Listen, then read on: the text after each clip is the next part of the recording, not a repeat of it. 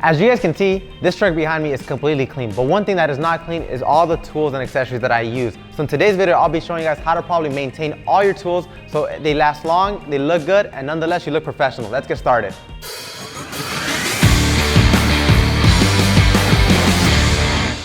Just clean up your tools after your detailing. It sounds very simple. It actually is a very big step. To start off with, I already have microfiber towels. As you guys can see, these microfiber towels are completely soiled.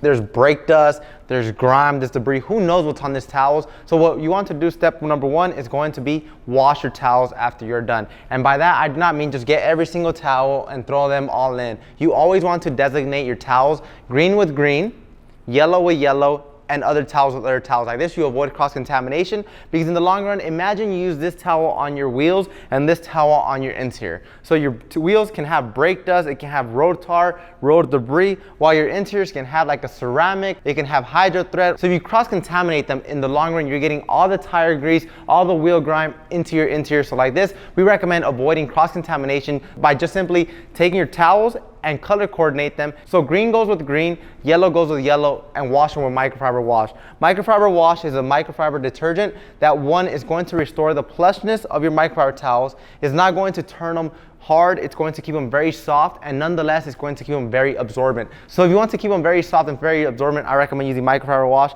and like that, you keep your microfiber towels clean.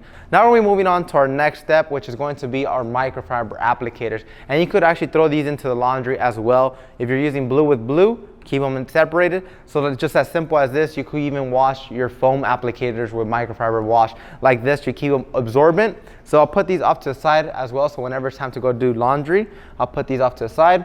Now we're gonna be going over pads. So pads is a very big step whenever you're detailing. Pads can be very hectic whenever you're detailing. So how do you properly clean them? And the simple answer is pad cleaner. So pad cleaner is a citrus-based cleaner that one, it's going to remove any dirt or grime. So all you want to do is just get your soiled pad. You could have a pad washer, or even in this occasion, if you do not have a pad washer, all you want to do is get your polishing pad. You could wet it a little bit. As you guys can see, I do have water inside this clear bucket, and you guys can see how much I wet it. That is all you need. You'll grab your pad cleaner. You'll spray it directly onto your pad, like so. Now, you'll get your pad cleaning brush. You could even wet it a little bit, and all you want to do is just scrub it back and forth. Pad cleaner does is breaking down any polishing compounds you might have used while you're polishing.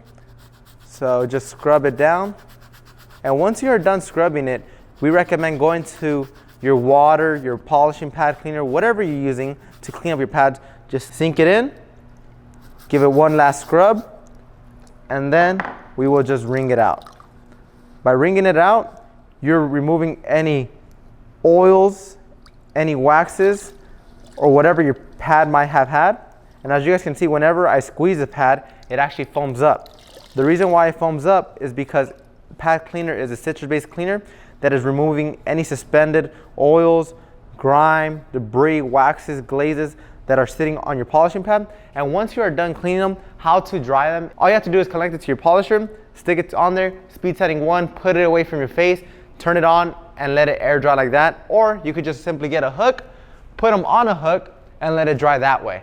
We do not recommend drying it in a dryer, so like this, your polishing pads stay cleaner. So I'll put these pads off to the side. You guys will see a little cool montage later. But now, before we get into the polisher, we're gonna start it off by cleaning off our brushes. So you guys can see this nifty brush has seen better days, and this is when I bring in their dirt trap. So the dirt trap, not only does it filter dirt, but you could also use it as a washboard. You just hold it at a 90-degree angle, and with the other hand, you're gonna scrub it. So we're gonna sink it in the water. We'll spray some Nonsense Super Cleaner, an all-purpose cleaner, onto the brush, just to make sure we get everything out. And all I'm doing is just scrubbing it on the dirt trap. So what the dirt trap does, it has micro braces that is pulling off anything that is sitting on these nylon bristles. And by me scrubbing it on the dirt trap, it's removing all the filth. So just scrub it back and forth. Once I am done, now it's time to clean the brush. So I'll get some Nonsense Super Cleaner, spray some on there. And I actually do have 2 designated clean towels where I could just grab it so I could clean off any residue. And by cleaning your tools, one, you're avoiding cross-contamination. Two, you're looking professional whenever you show up to a detail job. If this is for your business, a lot of people take into consideration how well do you look, how professional do you look. So if you just take your time by cleaning your tools after your detailing, you will have a customer base that will appreciate you a lot more because they'll say he's more professional. And just by cleaning it, you guys can see, I removed the filth that was on the handle. I removed the filth that was on the nylon bristles. Now my nifty brush is good to go for the next time. Now it's time to clean off all of the detailed brushes, interior, and our boar's hair detailing brush. We're gonna follow the same exact concept. You'll lift up your dirt trap to turn into a washboard. You'll spray some Nonsense Super Cleaner onto your brush, and all you want to do is just scrub it on the micro abrasives that the dirt trap has. So just come here, and like this, you'll release all the filth that are sitting on the bristles. By taking this step, like I told you guys, you're avoiding cross-contamination. You're looking much more professional. But one thing that here at the shop we like to follow is, if I am not shooting a video, if I am not using the products, and Nick comes out, Joey comes out, I want to ensure he is not going to cross-contaminate. Or if I use this brush on the interior, we set it up on the interior rack, so like this we avoid cross-contamination. So after you're done, you guys can see I am rubbing it on here. Let me get a clean side. I am rubbing it on here. No filth is coming out because the brush is good to go. And nonetheless, a lot of people leave their wheel cleaning brushes uncleaned. They say, who cares, it's just for the wheels. But no, that is a big no-no. You want to sink it inside, and you want to spray Nonsense all over them. So like this, you get everything out.